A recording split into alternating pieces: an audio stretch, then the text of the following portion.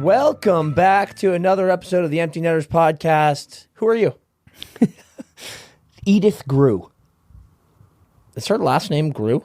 I think that's what they become. His last name's Grew? No, I think he's Grew, but I think she is Edith Grew. Okay. I don't know if that's true, actually. He goes by last name. I think he's got a full name. But do you think Grew's his last name? No, I think it's his first name. I think his name's Grew. Grew you. I hope that is his name so bad. Who are you? I think it's fairly obvious that I'm Detective Benoit It's not Blanc fairly obvious. from Glass Onion, a Knives Out story. Should I do a Cajun accent this whole time? No. What's curious is we're going to be talking about the game of hockey today. That's pretty good. You can do it. It was good. Listen, all right, we're back at it after a wild week and a wild weekend for the boys. Extremely wild week. It's Halloween weekend. We're dressed up. This episode's going to come out on November 1st, which is kind of funny. But Yep. Listen, it's the 30th today. It's the 31st tomorrow. Like, we got to be in the spirit. Look at the spooky... Look at the spooky studio. set. Look at Brian. Got a spooky Brian's got studio. police tape behind. Yeah, look at my costume. Yeah. Yeah. He's perfect. So we're here. We had a bit of a shaker this weekend. Then we went to a wedding. Yeah, we had 2 shakers and a wedding. I think you can hear it in my voice. Brian, do I sound like I'm a little down in the dumps? No, you sound fantastic to me. Do I? personally. Wow. That's Yeah. sick. I don't feel fantastic. Well, we're here. We got a little bit of a revenge game going on the TV. Bees, Panthers. Panthers up 2-1. Savage situation for Sam Bennett. Dude, Sam Bennett literally just got activated off IR, is playing in this game, and then immediately goes down with what looked like a pretty tough knee. and was playing out of his mind. Yeah, And he's we had playing even incredibly said well. in all our previews and stuff, I had the Panthers higher than you, but we were saying they had a lot of injuries. Guys can come back, and then then you'll really see the Panthers. Yeah. That could have been a seasoner, dude. Like, I don't know. Yeah. I hope not. Absolutely. But that is a tragedy for him, obviously. But for the Panthers' plans too. No doubt. You know, he is so valuable. Yeah. I am extremely bummed about that. It's so shitty. You hate to, and like Bennett is such a good player. So to get him back and have him immediately go down is terrible. We've got another episode of breaking down the game here. It's been a wild week of hockey. Obviously, we had the Frozen Frenzy that we'll get into. But before we get into hot ice and before we get into some of the more fun stuff, we do want to take a moment to talk about Adam Johnson. Yeah. Truly one of the most devastating tragedies that you could ever imagine happened last week over in England. Adam playing in a game in the professional league there, and in an accident caught a skate blade to his neck and unfortunately passed away. Adam played, all over the AHL, made his NHL debut with the Penguins. He's a incredibly beloved player amongst the hockey community, NHL, AHL, and then obviously abroad. And these are the types of things that you could never, ever in a million years guess. It's a complete tragic accident, and it's just so devastating. And our thoughts, go to his family, his loved ones, his friends, former teammates, and all that, because this is just such a difficult time and difficult thing to deal with. Absolutely awful. It's so scary. You know how you hear, Mr. Mason says this all the time, but you hear woodworkers don't even like looking at accidents with saws or whatever, because like I don't even want to think about that. I can't even watch the video. Oh, it is like it's awful. The thought of that happening in a hockey game, it feels so impossible, and then to see it happen. And of course, there's been cases before, and the 2 guys were lucky enough to survive it. But it's a stark reminder that it can be very dangerous out there. And the training staffs who did everything possible for Adam do so much at all these levels, and just help people out as much as you can. But that was crazy. Yeah, it's horrible. Do you think? I mean, with this horrifying incident, with the Vander Kane's wrist last year, we just saw last week also Jacob Lauko took a skate to the eye, just barely missed. Do you think that there is maybe a reason to explore, guys wearing wrist guards, neck guards, things like that, or is this just, an unfortunate freak accident that happens in sports, and it is. Dude, it's something that it's you can't interesting really- because you want to. Oh, I thought that was going in. You want to make the "you look dust" joke here, but it's not a joke. Well, Bride, there's a reasonable comp in F1. The drivers. I don't know how much the listeners know about F1, but the drivers in recent years have that thing they call the halo, which is that like ridge, or like, and it goes right in front of their eyes too. And the drivers hated it because they're like, I can't see as well. I'm going 200 miles an hour. I can't see. And then that incident with Max and Lewis where the wheel went over the top. Yep. And other people have gotten collisions where I'm like, that halo, you would have been decapitated, and that halo saved your life. So, oh my God. So as much as it might be uncomfortable, a neck guard might be uncomfortable, it might look stupid, whatever, I do wonder if there's a way to just build it into gear. Like maybe there's NHL issued undershirts, that just like has, even if it was just like thicker material or something, I'm sure someone else much smarter than me can do the math on how to protect people better. But yes, they're freak accidents, but I would love to never see one again. And it feels like that would be possible. I don't think it's coming anytime soon, but something to think about. Definitely something that could be considered. You saw a few guys in the AHL, a few guys in the Providence Bruins were wearing neck guards the other night. But yeah, again, just want to send our all of our love and our thoughts to Adam's family and friends, because it's just horrifying. Yep. All right, let's move on to some hockey talk here, and we're gonna get into the Howie's Hot Ice, doing some hot ice. We got a lot of stuff to talk about. Brought to you by Howie's, the best in the game at getting you decked out in all of your hockey essentials. Where do you want to start? I want to start Frozen Frenzy. Let's start with Frozen Frenzy. We had our last pod came out after Frozen Frenzy had happened, but we got recorded right before Frozen Frenzy had happened, so we wanted to talk about it really quickly. Really sick event, really sick idea. It was so cool. It felt like the first few days of March Madness. It was so when fun. It's just like every 15 minutes a game's going. Yeah. Whit, I think, tweeted like, "Do this every week" or something like that, and I was like, "Yeah, I totally because agree." dude, this Saturday there's 15 games or something, and I'm like, they're basically there, so it just feels doable. What a cool marketing thing. But that being said, you had a take, so I want to let you say it, and then we can talk about it. My take was this: we had Bucci and Weeksy doing the hosting the Frozen Frenzy. I think Bucci and Weeks are fantastic. I love them both. I could have used a bit more energy from the boys. Yeah. And I'm going to give them a pass because it's the first time we've ever done this, right? And I think that there was definitely a little bit of a lag in that we'd switch over to a new game and they'd go, all right, we're kicking it to the broadcast of this game. And then there'd be a little, 10-second wait for the audio of that broadcast to come on.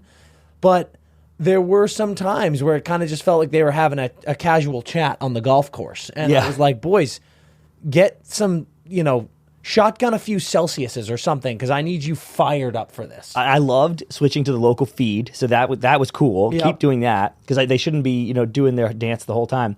But even the red zone guy, what's that? Do you know that guy? What's that Brian? dude's name, Brian? The guy with the huge ears?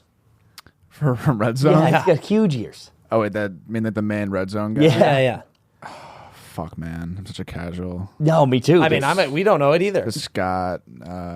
Look that up. But he's kind of like Red zone guy with huge ears. Put that in Google. See what Scott happens. something. He's not Gus Johnson, like March Madness going chaotic every second, but he is like, I think I got like leaves in my hat still. Oh, wait. Bro. His name is Andrew Siciliano, but get this. I typed in Red Zone guy with, and the first search was big ears. Yeah, Yeah, of course. dude, he's a See, that huge guy ear. looks like Dumbo. It's unbelievable. He's gonna fly No offense. away. No offense. No offense. He's great at his job. But he's snarky. He's snappy. Yeah, like he'll go to a bad game and he's like, and another punt Yes. from the Jets or something. He's like amazing at his job. He was great at and again, I think Weeksy and Booch will. I hope we do more of this, because here's the thing, man. There's what's there 9 games on tonight? yeah, like I just said, there's 15 on Saturday. You could do it now. I Yep. mean, Frozen Frenzy needs to be a weekly thing. Be awesome. Anytime for me personally, where there's over 8 games. Are there 9 games tonight? I think there are. Anytime there's over 8 games in a night, I feel like you got to frenzy it. There's Oh, 1, 2, oh, I see. You're saying you don't 3, need 4, 16, you just 5, call it 6, frenzy. 7, 8, 9. Yeah, like we don't need all 32 teams playing. Obviously, it'd be sick if we did. Yeah. We should do that more. But anytime, I mean, dude, think about it. 9 games tonight. It's a lot of teams. That's a cool 18 teams playing. idea. Math Would you have to stagger the start? Like, so right now there's 9 tonight. There's 15 on Saturday. Would you be like, hey, everybody readjust your starts so they start 15 minutes apart so we can do this again? Or are you like, it's too late for that. The rinks have made their commitments and people have bought tickets and blah, blah, blah. So they're going to all start at 7 and deal with it. I think that. Yeah. But even so, I think, right now there's 1, 2, 3, 4, 5, 6 of the 9 games all on right now. That's frenzyable, my friend. Yeah, sure is. I could have a frenzy with that. We should be frenzying more. And it'd be great because if there was a channel that was just switching around to all of them, that would be dialed. I would lock into that. 12 hardcore. games Oh my on Thursday, God, that's 15 an games unbelievable on Saturday. mix. I'm into it, and I think I need just some more goofing. I could have used some new boot goofing from Yeah. the boys, and I think I think these are notes that they take into the next time we do this. I think they're going to go, what were ways we could improve the frenzy? And I think it's that. Yep. I think that we go a little more goofing from the fellas on the broadcast. How does that sauce not go? Did he whiff it? He whiffed it. Was it still in the air, though? Yeah, I think so. Yep, I'm in. Okay, next bit of news. This is a tough one for you personally, Yes. I think. We all sort of thought that it was happening, but it has become official with a retirement announcement video. Jumbo Joe Thornton has retired from the NHL. CP, you want to give us some of his stats, some of his career stats? Dude, I'll get that up while you talk to me about Jumbo Joe. he finished 6th all-time in games played, 1,714 NHL games, which is just redonkulous. Yeah. If he had played, and Marlowe, like he's one season away, and he's an 82er away from being 1 all-time. So, and I don't think anyone was going to give him 82, but my point is, it's not like he's 6th all-time and he's 8 million miles behind somebody. Like, he's right there. It is sad to me. Well, it's devastating he didn't win a cup. I feel like he will go down as one of the most deserving guys to not win one, both from a talent and dude level. Maybe there's some guys that had the talent that you could throw in the conversation that never won one. Maybe there's some great guys in the league that never won one. Combining those two things, he has got to be one, if not top 5 for sure, if not one. Yeah, let of me guys hit you who with won a this. cup. 1,714 games played, 430 goals, 1,109 assists, 1,539 points. A career plus 182. Yep. Joe Thornton, in his career, never won a cup, 32 like you playoff said, goals, 102 playoff assists. but he was a 7-time All-Star, won an Art Ross in 2006, won a Hart in 2006. Legend of the game, dude. Legend of the game. Is he a Hall of Famer? Fuck you. It's a serious question. Obviously. Okay. I think so too. Just so you know we're on the Don't ever same page. fucking say that near me. I think so too. The What's a bummer, a particular bummer for me about Jumbo is it didn't feel like he was ever particularly close. he went once, obviously. One Yep. cup trip in 2016. Yeah.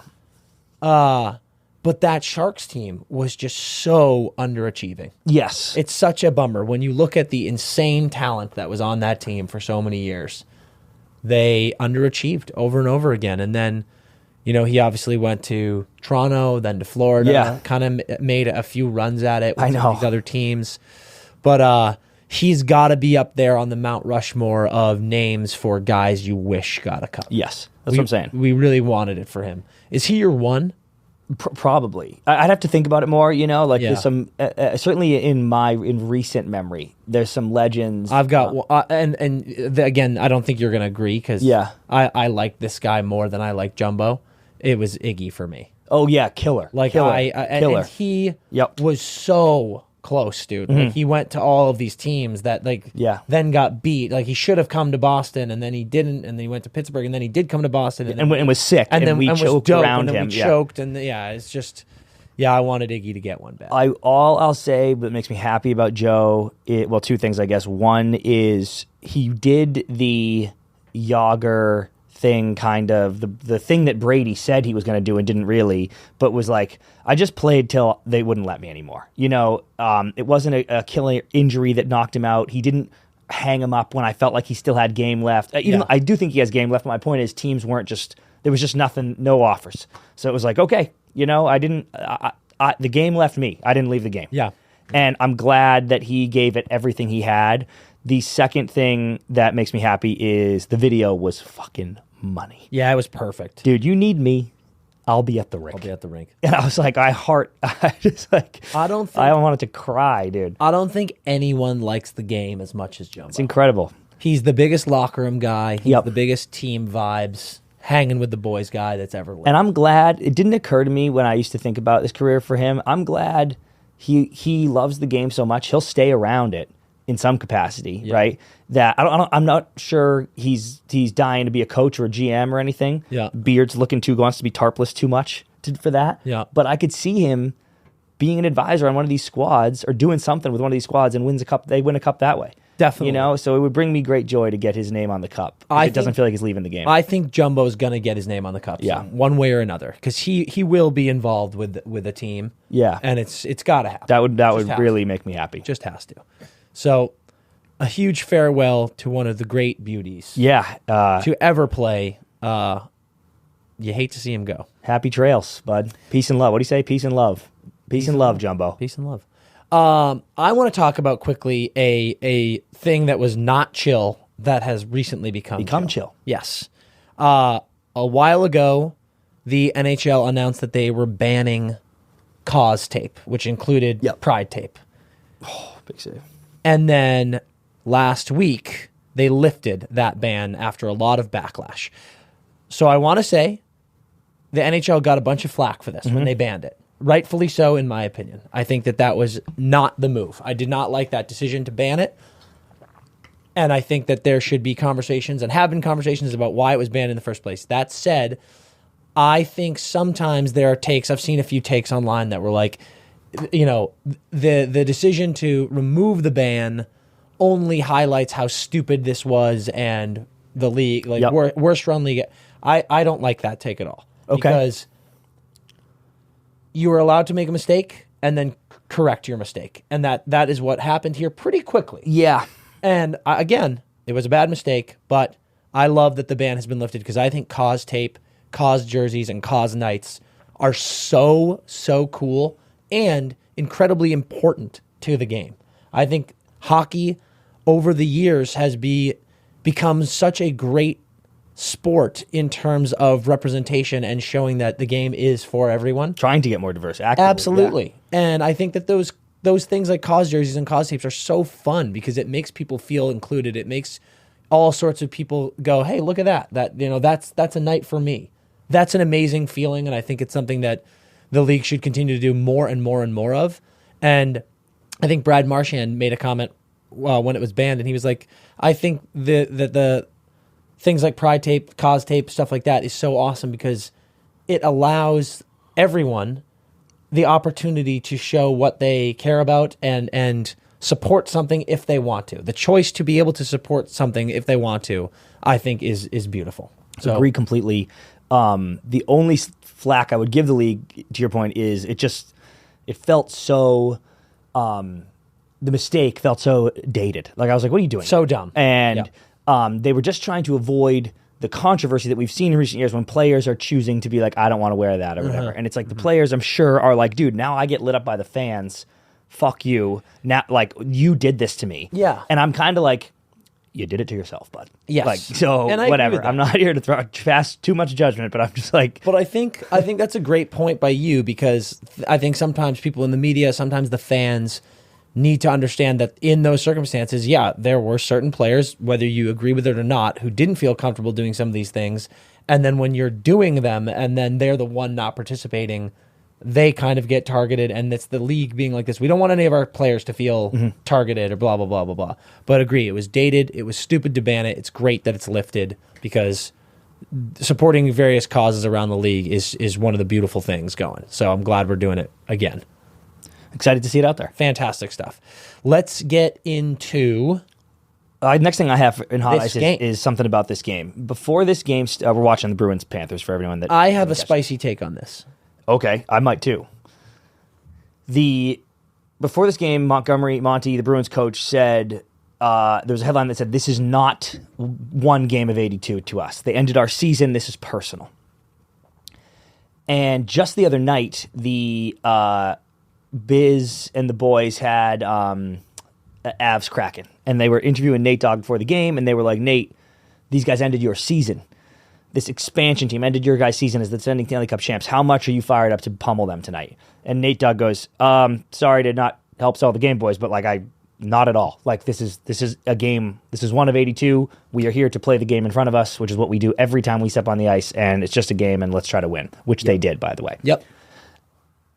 It's only 2-1 right now, but the Bruins were getting beat 2-0. I'll hand it to you now in case your take is similar. Yeah, okay. My take on this is I believe that Monty and the boys might feel that way. I believe that they might be like, I'm fucking pissed that we lost to this team. I want to beat them right now. Sure, it's just one game in the season, but I really want this. I think to say and admit that was stupid. And I think it clearly showed because we're big bulletin board material guys. Yeah. That's just bulletin board material, man. And if you've got a guy like Matty Tkachuk, who is just he's a greaseball, dude. He's going to get in your kitchen. And if he hears you going, this is not one of 82 for us, we're pissed. Yeah. He's smiling now. Yep. Like he's like, yeah, I'm in your head already. Yes, you fucking idiot. Yes. Like you have 100%. let this Florida Panther, now by Montgomery saying that, now there's a thing here. There's a thing with these two teams. And I think the thing with these two teams probably exists anyway. Just should have been unspoken. Yeah, You think Brad Marchand, you think Charlie McAvoy, you think Matthew Tkachuk, and you think Sam Bennett, guys like that are going out onto this sheet of ice, even in a regular season game, and they're not going, this is going to be chippy, this is going to be spicy. Of course they are. But you don't need to say that as the coach to the media, because now the other team hears it. They know that they're in your heads. Clearly, the game they were routing the Bruins at the beginning of this game. And, dude, you just have to go like this. I'm not saying this is what you have to say to the media. You have to go inside your locker room. No disrespect to the Panthers, because we talked last season. That was amazing. They're It was good. an amazing run. They're a good team. However, no matter how you slice it, that was a failure by the Bruins. Losing to that wild card team, and people going like this, stop calling us a wild. You were a fucking wild card team. I'm not disrespecting you. I'm saying in the rankings, you were a wild card team. Losing to a wild card team after setting multiple records and being the greatest regular season team of all time is a failure. So then coming into this game and going, this is not one. This is personal. Blah blah blah. I get what you're trying to do, but what you're actually doing is going, that failure still haunts us. They're still in our heads, and you've just given them the upper hand. Yep. It's stupid. You should have gone like this. We don't give a fuck about that, dude. It's a completely new team. They have a new team. It's a new season. We're going to go and try to beat the shit out of them. Yes, because Nate Dogg left that interview, went back to the locker room with the boys, and he goes, yo, we're fucking up the Kraken. They ended our season. Yes. Which is what you're saying, too. Everyone on the Bruins is aware that Panthers ended Patrice Bergeron's career. Yes. And they would like to get some redemption for that. Yes. I hated saying it. And by the way, Marshy scored, but like, Bob had a shutout again, and like Olmark got the start tonight, and like he's losing. I just like didn't need this added shit. And finally, last point on this, even if let's say the Bees come back and win this game 5-2. Yeah. I also hate when teams lose to someone in the playoffs or something, or some big event, and then next year they beat you in a regular season game, and they're like, dude, got them back. And I'm like, you didn't get shit, dude. Like you lost the big thing. This doesn't mean anything. 100%. Obviously, you want to win games, but like we are not even until you knock them out of the playoffs when they have the best record of all time. That's the only way you can come back from that. Yes, dude. And it's just, you start the season, the Bruins are much better so far than the Panthers have been. How do you not just walk into this and go, no, it's just another game, dude. We're going to just go and win. But instead, you've made it a thing now, and not in a good way. Yeah, and we're making a bigger deal of this than we even should. But I was like, oh, I saw that headline. My first thought before this game even started was like, I wouldn't have said that. Yeah. No, I think it's good to talk about, man. I love the head game. I love the mind games. I love the mental warfare, and that's part of what it is. And at the end of the day, regardless of winning the cup or not, the Florida Panthers won the mental warfare games of last year's playoffs. Every single round. They were all over it. This chance of, we want Boston. They were. It was we want. You're mixing it up, but the Panthers fans were chanting, "We want Florida" at the Leafs because the Leafs were chanting, "We want Boston." Right? No, they were chanting, "We want Florida," because I was making fun of them because I'm like, you're supposed to say, "Bring on the hard team." That's they were right. like, "We want Florida because we're pussies." So then Florida was Florida "You got us, bitch." They did that stuff. Matty Tkachuk on the ice was so great about getting in people's heads. So, yeah, I'm really low on when you've got a little tyrant with a kitchen knife. Don't piss him off. And that's what you've done with this team. So I would have passed it on. All right, more Bruin stuff, but looping in the Vegas Golden Knights. And I won't even linger on this one. I just thought it was an interesting thought. And I actually should go back. Maybe I'll try to go back and look at the first 10 games into last year. Yeah. Because that's right about where we're at. But it is, I was looking up, I was like, who's still undefeated in regulation? And it's only the Bruins and the Knights. Yeah. The Knights 8-0-1, Bruins 7-0-1 pending this game. One. Yeah. And it's crazy to me to think that the start of last year, the two far and away best teams were the Golden Knights and the Boston Bruins. And then Vegas hit some injury slumps. The Bruins stayed hot the whole way, obviously. But I feel like so much has changed. Vegas just had a long year, so I was predicting a little bit of a slow start for them. Wrong. Yeah. The Bruins lost a ton of firepower. I was expecting a much different season for them so far. Wrong. But even these other teams, you kind of just would think, Dan, of 32 teams, 2 other teams would just start hotter. Even if the Bruins and Knights ended up good, I was like, oh, it's going to be, the Hurricanes really were blazing to start the year, and then so were the Stars or something like that. Yeah. And it's like, no, it's the Bruins and Knights still. Yeah. And a ton can happen. Maybe they both miss the fucking playoffs. Who knows? But my point is, I'm just shocked how we've had such a similar start at the top. It's been very funny. Not so much for Vegas for me. I knew Vegas was going to be this good. I think you had them second in that division, but by a hair. So I don't think you're surprised by them. I am surprised at this start by the Bruins, but it also kind of makes sense. My question for you is, of those two teams, what slows them down, or what is the possible hiccup for them going through? Yeah, great question. For me, Vegas, this hasn't been an issue at all so far. The only hiccup I could see for them is goalie play. Yep, and it's been great, but maybe there's trades or maybe there's a dip in performance, but that could happen. The Bruins. Can I go? Yeah, because I agree with your Vegas one. I want to see if you agree with me. We talked about in our division previews. I had the Bruins higher than you. Yep. And I said my big thing, even with losing a guy like Patrice Bergeron, who's arguably the greatest defensive forward of all time, the D and the goaltending on the team was the same. You added Orlov, obviously, and then lost Orlov. But, for 60 some odd games, 50 some odd games, you had that same core, and they're all back. I was like, I could see them just being just as amazing defensively as they are. And like Ullmark and Swayman are it's insane, fucking good. It's ridiculous. My thing for the Bees is they've got some older guys on the team. They've added, they've got some young guys too, but they added some of these bargain pieces, if you will, like JVR, like Shattenkirk, like Luch. My question is, do they get tired? Marshy's 36. It's like, that is the big question. I'm like, can you sustain this with these guys? Yep, I love it. My take is pretty similar. It felt like the Bruins were going to win games. They were going to win them low scoring, and they have been. They've scored, but they have been. But I just felt, I think I said this in the previews, they are a couple injuries away from having a not that good of a lineup. Yeah, they just feel, and injuries hurt everybody, obviously, but they just feel thin. Don't even want to put it out there in the universe for the Bees there, but if one of those centers goes down, I'm like, I don't even know who you call. That's what I'm saying. So it's like, I know Geeky can play center, I know Freddie can play center, but it is like, there's a lot of mix-up going on. And if you lose a Pasta or someone who's going to be getting a bunch of your goals, I'm like, oh, this team cannot compete offensively. Yeah. Okay, so interesting start. We'll see if they stay hot, both those teams. Yeah. Okay, here's what I got. And this might get some people riled up, but I'm just curious what you think. I want to talk about Ovi. Oh, yeah. Alex Ovechkin, he's having a point per game season. Eight games played, 8 points. 2 goals, 6 assists. The Caps have been better. They started horribly. Yeah. They looked like genuinely bad. Our guy, They BD. were like, I think we were talking about it Frozen Frenzy night. Yeah. Because they just got plastered again. Yep. I couldn't believe how bad they looked. stink. It was through their first 5 or so. I was like, these guys suck. Yep. But they have pulled it together a little bit here. They're up to 4-3-1.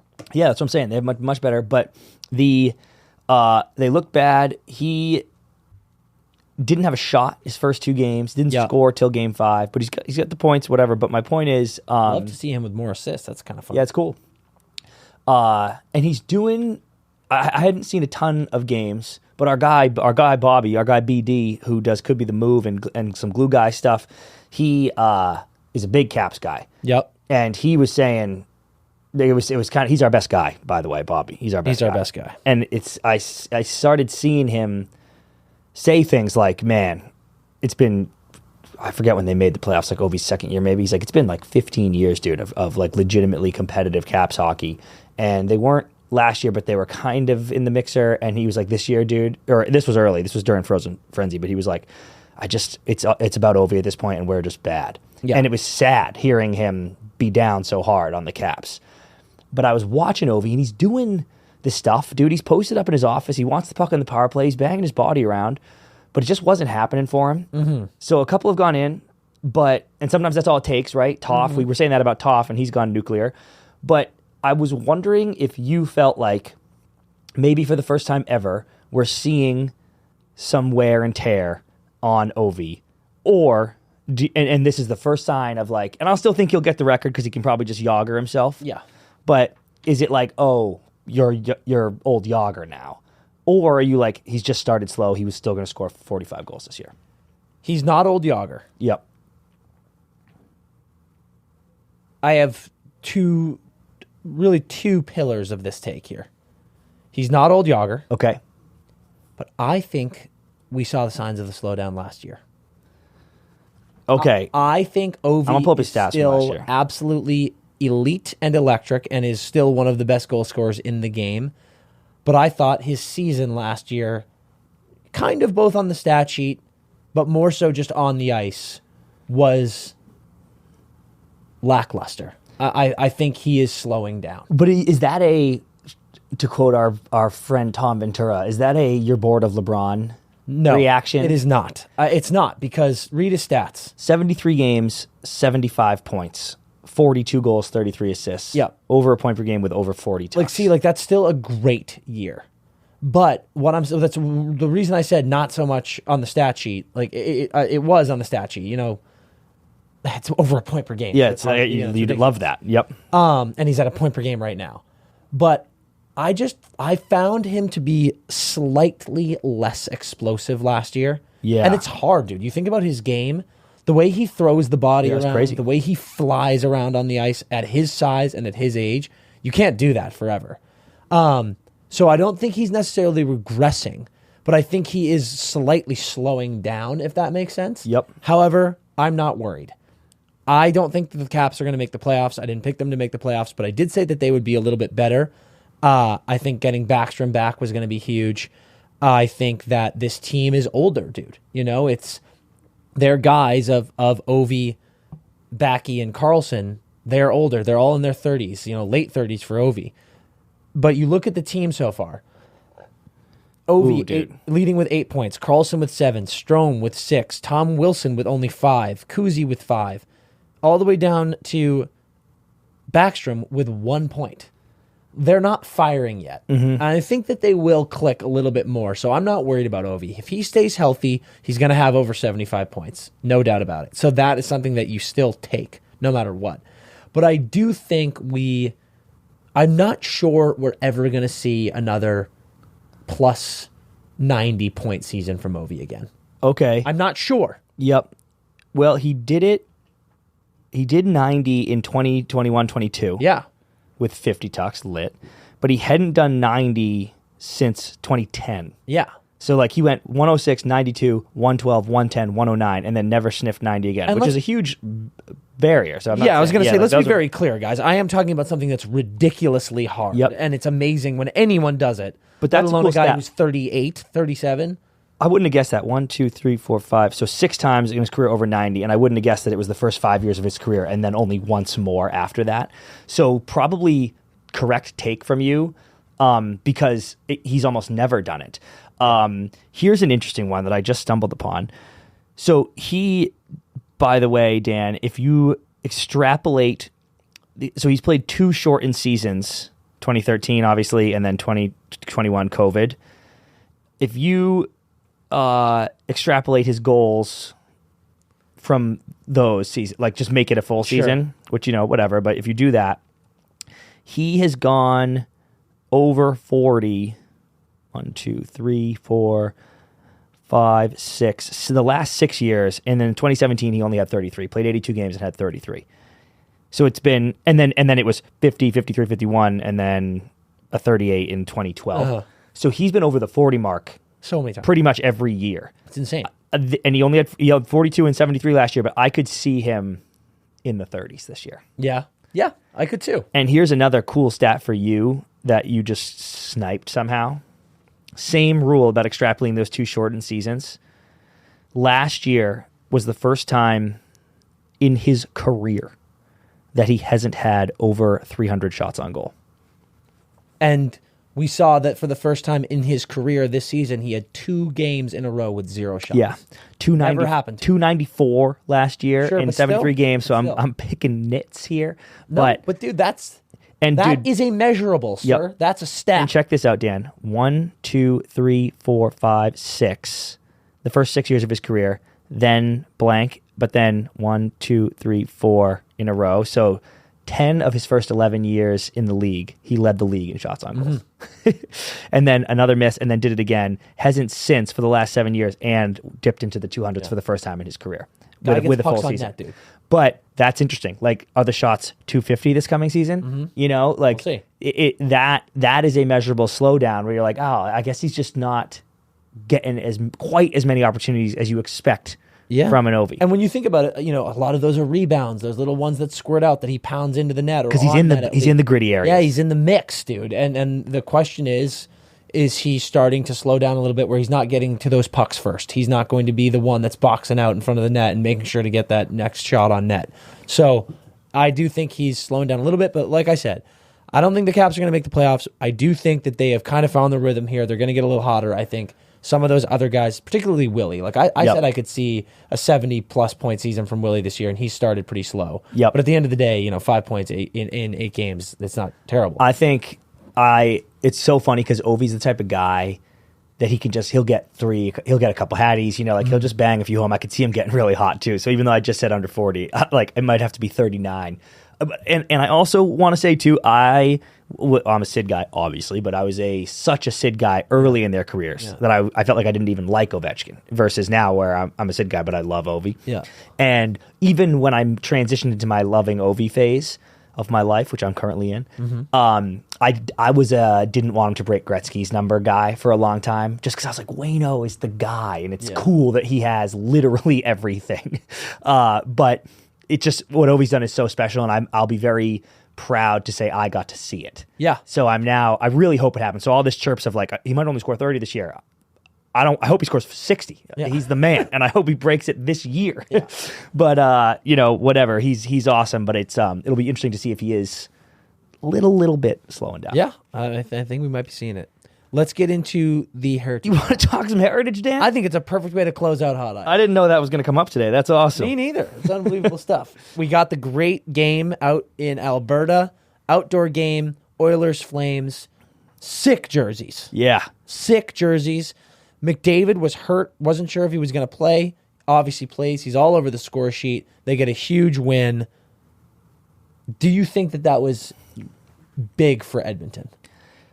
Honestly, yes. And I know that sounds stupid. We just ran our mouths about how it's one game, but you just got to get some in the win column. We talked about they could dump a few with McDavid hurt. They did. They didn't lose. They didn't win till he came back.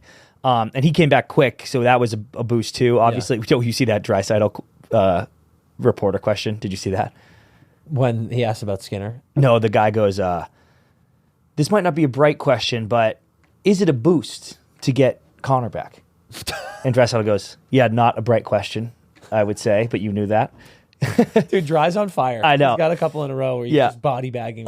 So yeah, obviously boost to get Connor back. Dude, why would you ever ask that question? I don't know. I know that sometimes journos need to ask questions to get a response, but that is such a stupid fucking question. Yeah. Just frame it differently. How much of a boost is it? Yeah, go Connor like this. back? It's obviously a huge boost to get Connor back, but can you try to explain what it does? What else does he do besides the points? Fuck are you doing, man? So I think it was, and dude, it's the Flames. It's an unspoken rivalry, or it's not. It's a spoken rivalry, but I mean, it's unspoken in the locker room, like we were talking about earlier with this shit. Where, of course they want to beat the Flames. You know, it's a fun thing that they have. The fans get excited, and you're outdoors. That's always cool to play outdoors. Period. I don't care how old you are. Yeah. So yeah, dude, they looked that's the best they've looked all season, I would say. And you needed it. The boys needed it in the room, honestly, Dan, more than anything. They just you're down in the dumps, you're seeing the press, we're talking, obviously they're all avid Empty Netters fans, but we're talking shit about them. Everywhere they look, they're getting body bagged. You just want to feel good. You want to play the win song, dude. I don't know what their win song is this year, but you just want to have it on the tunes. You want to drink from Pink. So they needed that. You've got to just have, those are big momentum games. Yep. You got to win the Heritage Classic. You know what I mean? So that was huge. How would you say they did it, Dan? What was the difference maker for them? Those unis. Those unis. I'm a sucker for brown pants and gloves. Yeah, you are. You've always the Bees had them last year in the Winter Classic. It's just such an old school crispy look. And there was something about the brown, tan, whatever you want to call it, pants with the blue and orange oil colors that just looked sick. Did they also walk in? I've seen all their oil rig costumes. Yeah. Did they walk into the Heritage in those costumes? Oh, I'm not sure, actually.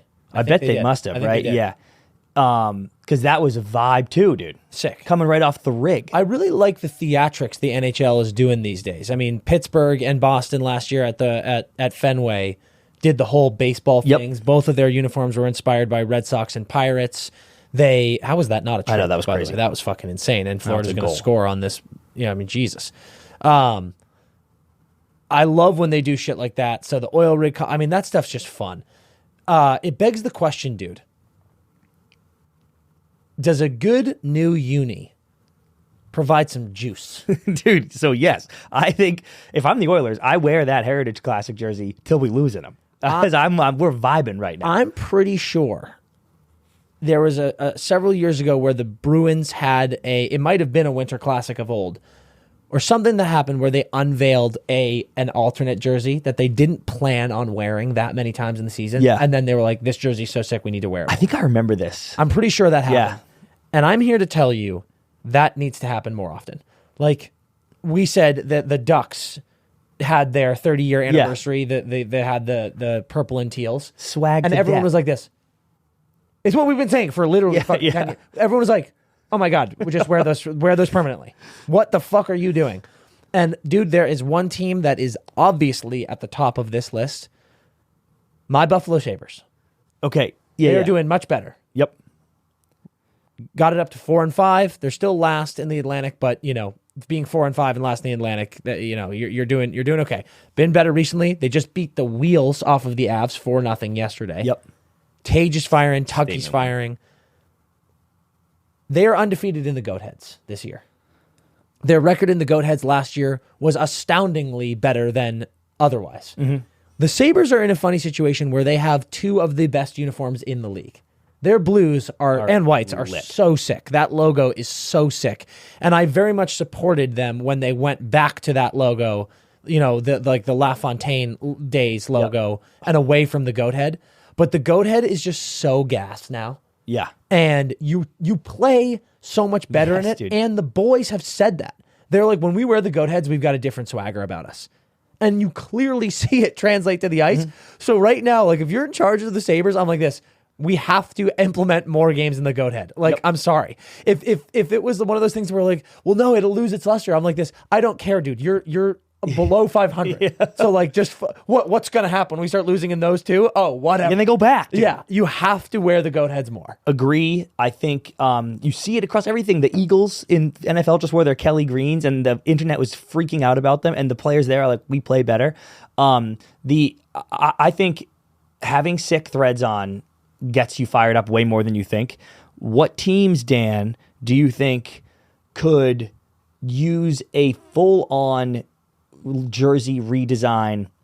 And I'm not saying that you don't like their jerseys so they automatically get named, because if they're good, they don't need a redesign. What team could use a look good, feel good pick-me-up? You know how when you get a new golf club and you stripe it for the first few rounds because you got new club swag? Yeah. Some teams could use some new sweater swag right now. So are we talking a full redesign here, or like maybe go back to something of old? I'd take either, but again, my point is if the team is good, though, or if they're playing well right now, then I don't want you to name them because they don't need it. Yeah.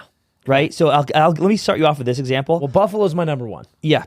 But this one, the San Jose Sharks, I think a new club, New Jersey swag would be wasted on them right now. Like, I don't think they... Yeah, I'm like, just continue to be bad. They need a new team. Yeah, we need a new team and then a New Jersey in a couple years.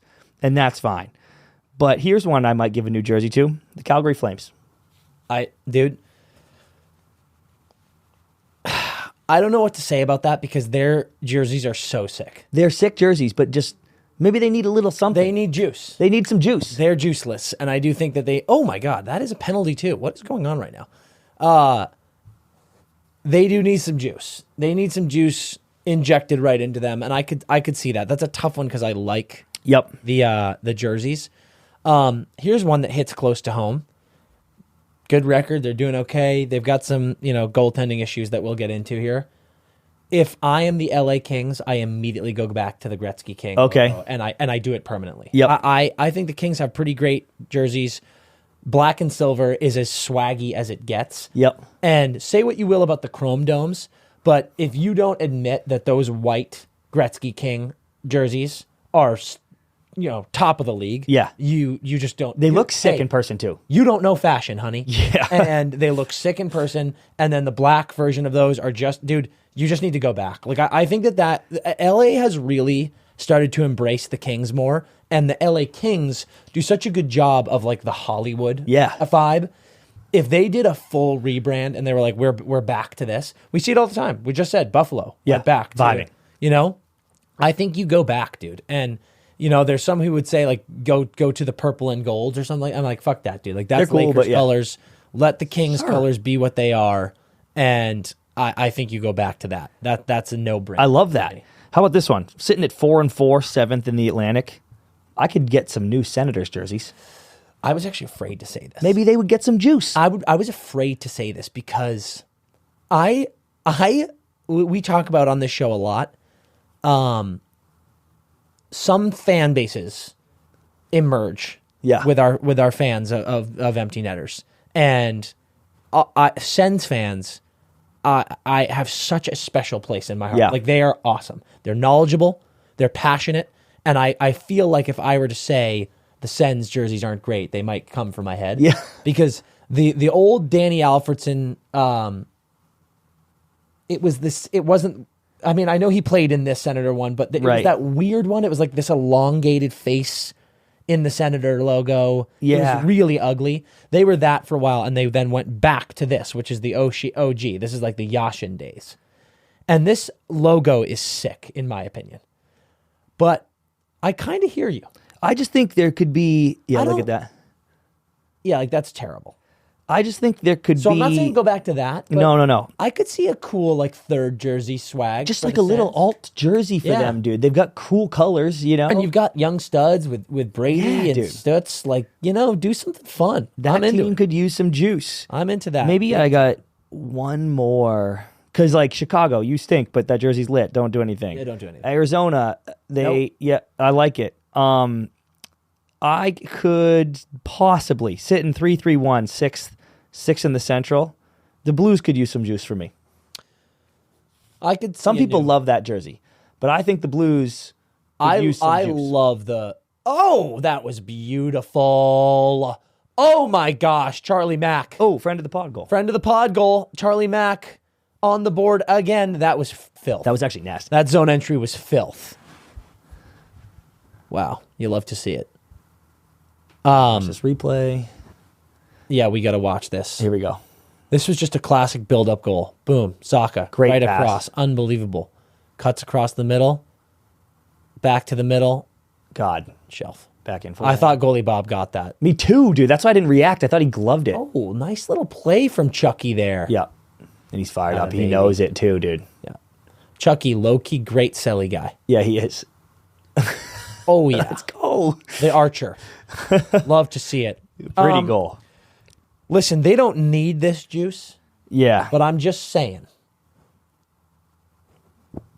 We're talking about possible title teams here. Yeah. If the Dallas Stars whipped out the Madonna, and people are getting mad at me for saying it, Canadian. If they whipped out the Madonna jerseys, Straight to the cup. oh my God. Straight to the cup. Can you imagine? And an award sweep. Yeah. Everyone on the team would win every award. Can you straight to the cup. imagine seeing Robo, Hintz, and Otter in that Madonna Star sweater? Every night. Oh, Every single night of my life. that would be sensual, man. I would love that. So just something to think about for some teams out here, because I really think that the sweater can be a big spark. Yeah. So think about some juice. Okay, before we move on to our last segments here, I wanted to quickly touch on something. Last episode, we talked a bit about Winnipeg. Yes. We talked about why they were struggling. And we got You mean attendance or the team? attendance. Yeah. Sorry, thank you. We got a ton of DMs from Jets fans because we asked for it. We were like, we don't know what's going on. And a lot of Jets fans came into the DMs and told us, here's one. The reason people aren't going to games in Winnipeg and some other Canadian cities is the cost. The cost of everything has gone up, and the average person is hard-pressed to go to an NHL game right now.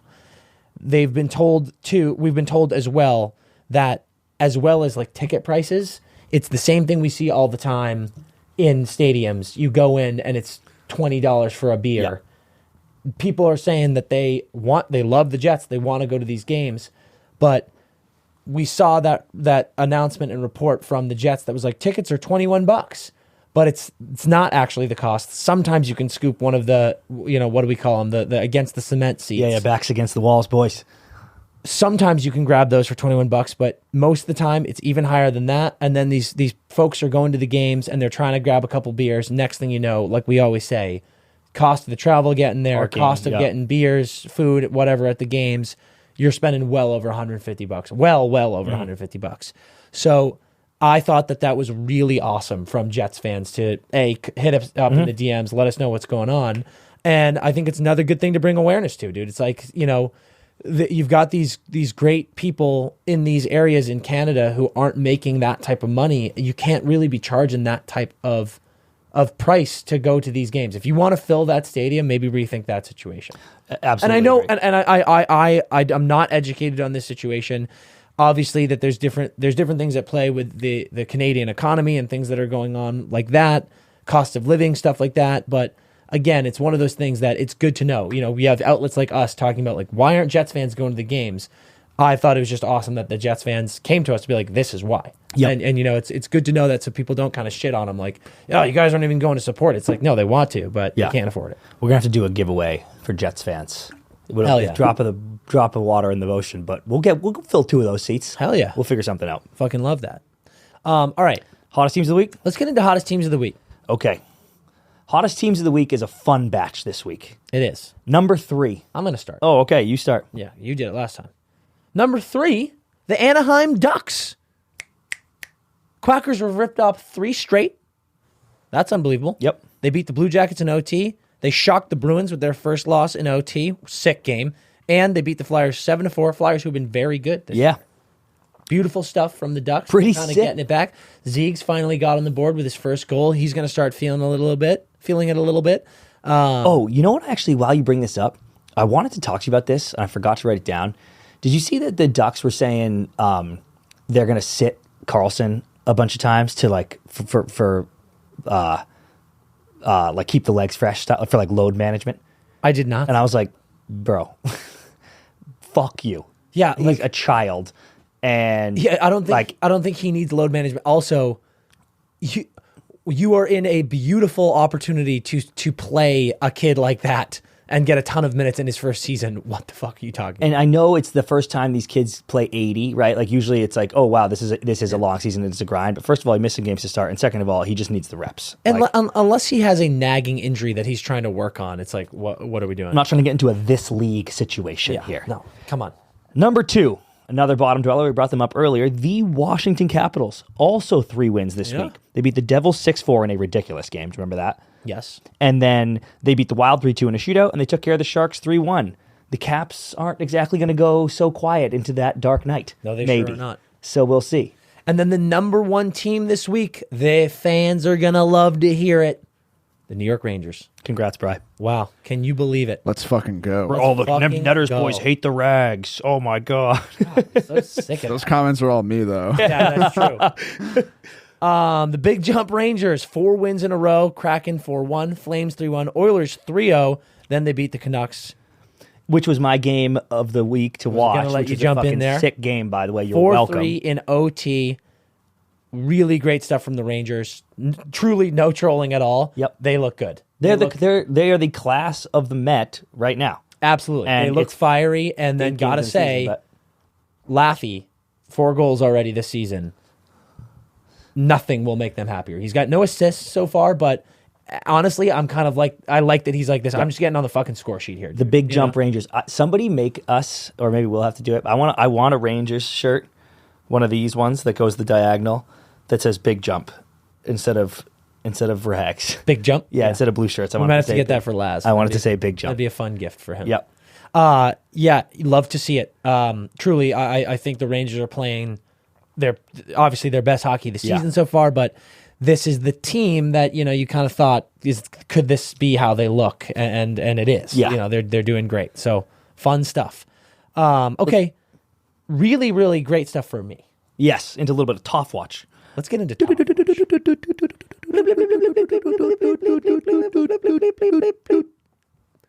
Tyler Toffoli, man. Has your boy ever been more all over a call No, than it's this? insane. Last episode, I said Toff's going to get hot. He got his first of the season. He's going to get hot. And I said, in the next few games here, he's going to have a 3-point night. Literally the next day, bang, Hattie. And then the next game after that, bang. 2-1, I think. 2-1. And then their last game, goal as well. Tyler Toffoli, in 8 games, has 7 goals and 3 assists for 10 points on the season. 7 tucks in his last 5 games.